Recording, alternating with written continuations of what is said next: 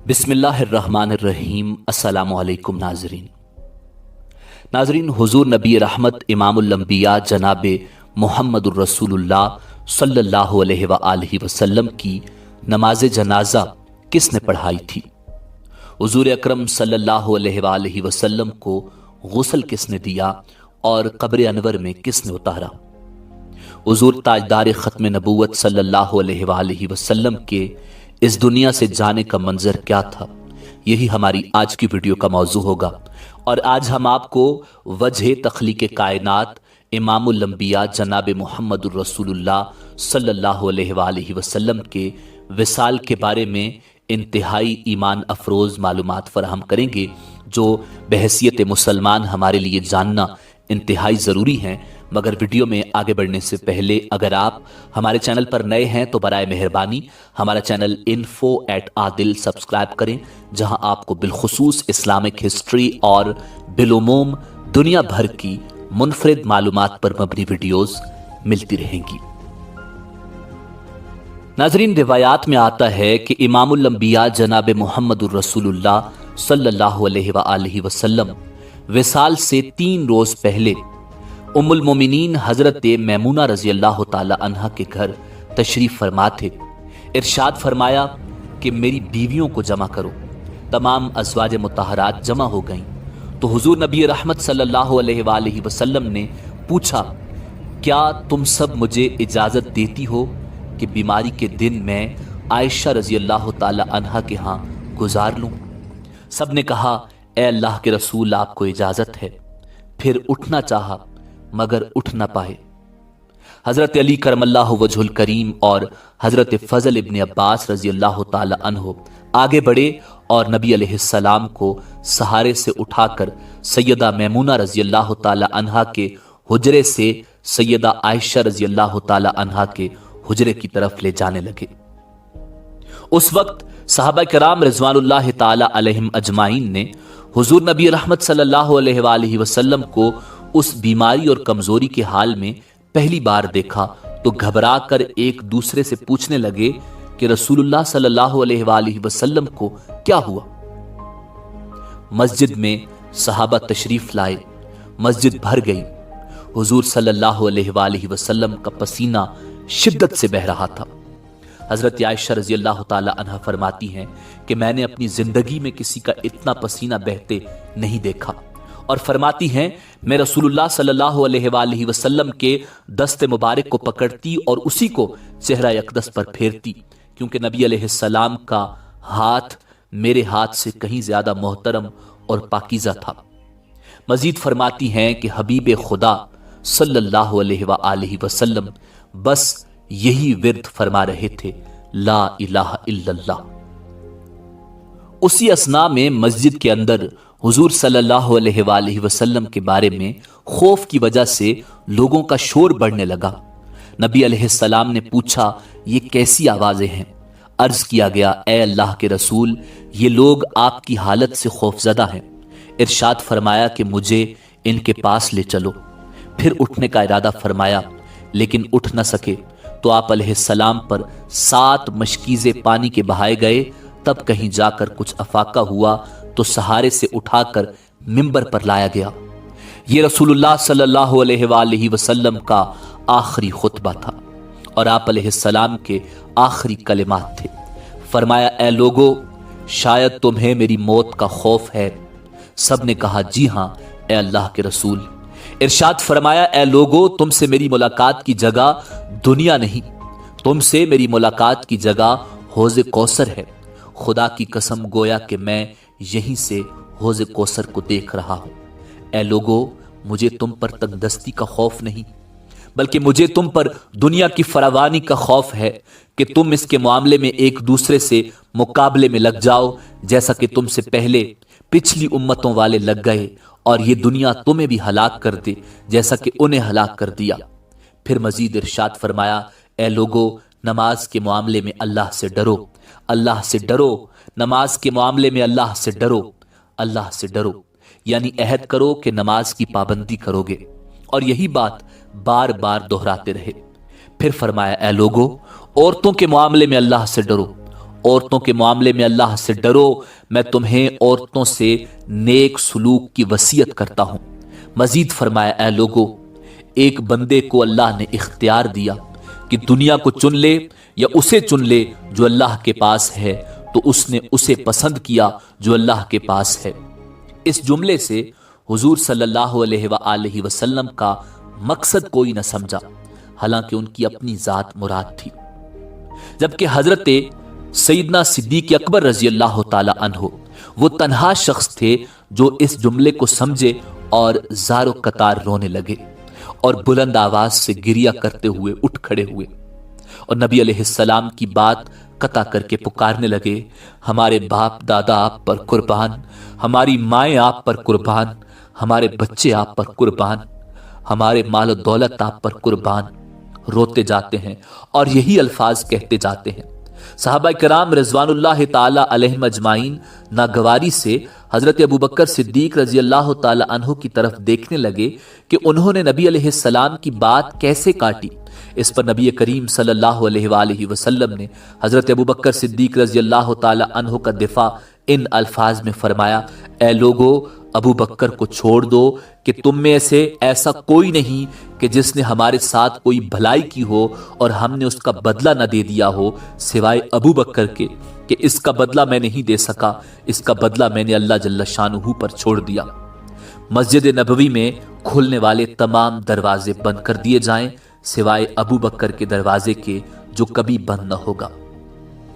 آخر میں وصال سے پہلے مسلمانوں کے لیے آخری دعا کے طور پر ارشاد فرمایا، اللہ تمہیں ٹھکانہ دے، تمہاری حفاظت کرے، تمہاری مدد کرے، تمہاری تائید کرے۔ اور آخری بات جو ممبر سے اترنے سے پہلے امت کو مخاطب کر کے ارشاد فرمائی وہ یہ کہ اے لوگو، قیامت تک آنے والے میرے ہر ایک امتی کو میرا سلام پہنچا دینا۔ پھر آقا انعامدار فخر موجودات امام الانبیاء جناب محمد الرسول اللہ صلی اللہ علیہ وآلہ وسلم کو دوبارہ سہارے سے اٹھا کر گھر لے جایا گیا۔ اسی اثناء میں حضرت عبد الرحمن بن ابو بکر رضی اللہ تعالی عنہ خدمت اقدس میں حاضر ہوئے اور ان کے ہاتھ میں مسواک تھی۔ نبی اکرم صلی اللہ علیہ وآلہ وسلم مسواک کو دیکھنے لگے مگر شدت مرض کی وجہ سے طلب نہ کر پائے۔ سیدہ عائشہ رضی اللہ تعالی عنہا حضور اکرم صلی اللہ علیہ وآلہ وسلم کے دیکھنے سے سمجھ گئیں اور انہوں نے حضرت عبد الرحمن سے مسواک لے کر نبی علیہ السلام کے دہن مبارک میں رکھ دی، لیکن حضور اسے استعمال نہ کر پائے تو سیدہ نے حضور اکرم صلی اللہ علیہ وآلہ وسلم سے مسواک لے کر اپنے منہ میں نرم کی اور پھر حضور کے منہ میں رکھی تاکہ دہن مبارک اس سے تر رہے۔ فرماتی ہیں آخری چیز جو نبی کریم علیہ السلام کے پیٹ میں گئی وہ میرا لعاب تھا، اور یہ اللہ کا مجھ پر فضل ہی تھا کہ اس نے وصال سے قبل میرا اور نبی کریم صلی اللہ علیہ وآلہ وسلم کا لعاب دہن یکجا کر دیا۔ ام المؤمنین حضرت عائشہ صدیقہ رضی اللہ تعالی عنہا مزید ارشاد فرماتی ہیں، پھر آپ صلی اللہ علیہ وآلہ وسلم کی پیاری بیٹی سیدہ طیبہ حضرت فاطمہ الزہرا رضی اللہ تعالی عنہا تشریف لائیں اور آتے ہی رو پڑیں کہ نبی کریم صلی اللہ علیہ وآلہ وسلم اٹھ نہ سکے، کیونکہ نبی کریم صلی اللہ علیہ وآلہ وسلم کا معمول تھا کہ جب بھی فاطمہ رضی اللہ تعالی عنہا تشریف لاتی حضور کھڑے ہو کر ان کے ماتھے پر بوسہ دیتے۔ حضور نے فرمایا اے فاطمہ قریب آ جاؤ۔ پھر حضور صلی اللہ علیہ وآلہ وسلم نے ان کے کان میں کوئی بات کہی تو حضرت فاطمہ اور زیادہ رونے لگی۔ انہیں اس طرح روتا دیکھ کر حضور نے پھر فرمایا اے فاطمہ قریب آؤ۔ دوبارہ ان کے کان میں کوئی بات ارشاد فرمائی تو وہ خوش ہونے لگی۔ حضور صلی اللہ علیہ وآلہ وسلم کے وصال کے بعد میں نے سیدہ فاطمہ رضی اللہ تعالی عنہا سے پوچھا کہ وہ کیا بات تھی جس پر روئیں اور پھر خوشی کا اظہار کیا۔ سیدہ فاطمہ رضی اللہ تعالی عنہا ارشاد فرمانے لگیں کہ پہلی بار جب میں قریب ہوئی تو فرمایا فاطمہ میں آج رات اس دنیا سے کوچ کرنے والا ہوں، جس پر میں رو پڑی۔ جب انہوں نے مجھے بے تحاشا روتے دیکھا تو فرمانے لگے فاطمہ میرے اہل خانہ میں سب سے پہلے تم مجھ سے عامل ہوگی، جس پر میں خوش ہو گئی۔ سیدہ عائشہ رضی اللہ تعالی عنہا فرماتی ہیں پھر حضور صلی اللہ علیہ وآلہ وسلم نے سب کو گھر سے باہر جانے کا حکم دے کر مجھے فرمایا، عائشہ میرے قریب آ جاؤ۔ حضور صلی اللہ علیہ وآلہ وسلم نے اپنی زوجہ مطہرہ کے سینے پر ٹیک لگائی اور ہاتھ آسمان کی طرف بلند کر کے فرمانے لگے، مجھے وہ اعلیٰ و عمدہ رفاقت پسند ہے، میں اللہ کی، انبیاء کی، صدیقین کی، شہداء اور صالحین کی رفاقت کو اختیار کرتا ہوں۔ سیدہ عائشہ رضی اللہ تعالی عنہا فرماتی ہیں، میں سمجھ گئی کہ انہوں نے آخرت کو چن لیا ہے۔ حضرت جبریل امین علیہ السلام خدمت اقدس میں حاضر ہو کر فرمانے لگے، یا رسول اللہ، ملک الموت دروازے پر کھڑے شرف باریابی چاہتے ہیں۔ آپ سے پہلے انہوں نے کسی سے اجازت نہیں مانگی۔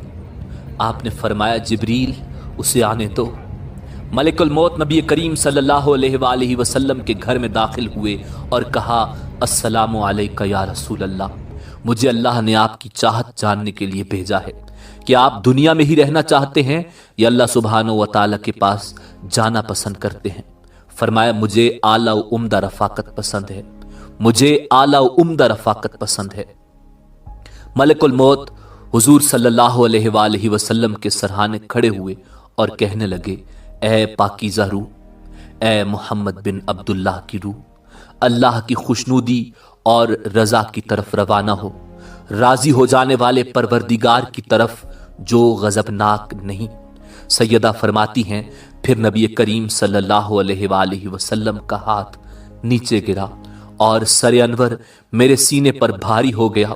میں سمجھ گئی کہ حضور کا وصال ہو گیا۔ مجھے اور کچھ سمجھ نہیں آیا، سو میں اپنے حجرے سے نکلی اور مسجد کی طرف دوڑی۔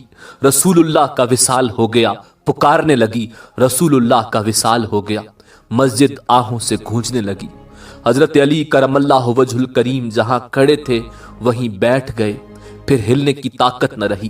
عثمان ابن عفان معصوم بچوں کی طرح ہاتھ ملنے لگے۔ حضرت عمر نے تلوار بلند کی اور کہنے لگے، خبردار جو کسی نے کہا رسول اللہ وفات پا گئے ہیں، میں ایسے شخص کی گردن اڑا دوں گا۔ میرے آقا اللہ سے ملاقات کرنے گئے ہیں، جیسے موسیٰ علیہ السلام اپنے رب سے ملاقات کو گئے تھے۔ وہ لوٹ آئیں گے، بہت جلد لوٹ آئیں گے۔ اب جو وفات کی خبر اڑائے گا میں اسے قتل کر ڈالوں گا۔ اس موقع پر سب سے زیادہ ضبط، برداشت اور صبر کرنے والی شخصیت حضرت سیدنا ابو بکر صدیق رضی اللہ تعالی عنہ کی تھی۔ آپ حجرہ نبوی میں داخل ہوئے، رحمت دو عالم کے سینہ مبارک پر سر رکھ کر رو دیے، کہہ رہے تھے، ہائے میرا پیارا دوست، ہائے میرا مخلص ساتھی، ہائے میرا محبوب، ہائے میرا نبی۔ پھر حضور کے ماتھے پر بوسہ دیا اور کہا، یا رسول اللہ، آپ پاکیزہ جیے اور پاکیزہ ہی دنیا سے رخصت ہو گئے۔ حضرت ابو بکر صدیق رضی اللہ تعالی عنہ باہر آئے اور خطبہ دیا۔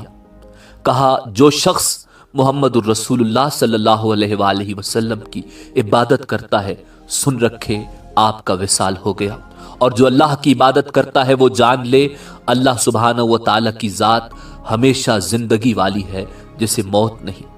حضرت عمر رضی اللہ تعالی عنہ کے ہاتھ سے تلوار گر گئی۔ حضرت عمر فرماتے ہیں، پھر میں تنہائی کی جگہ تلاش کرنے لگا جہاں اکیلا بیٹھ کر روں۔ ناظرین، حضور نبی کریم صلی اللہ علیہ وآلہ وسلم کی تجہیز و تکفین کا عمل شروع ہوا۔ سیدہ فاطمہ فرماتی ہیں، تم نے کیسے گوارا کر لیا کہ میرے بابا کے چہرہ انور پر مٹی ڈالو؟ پھر کہنے لگی، ہائے میرے پیارے بابا جان کہ اپنے رب کے بلاوے پر چل دیے، ہائے میرے پیارے بابا جان کہ جنت الفردوس میں اپنے ٹھکانے کو پہنچ گئے، ہائے میرے پیارے بابا جان کہ ہم جبریل کو ان کے آنے کی خبر دیتے ہیں۔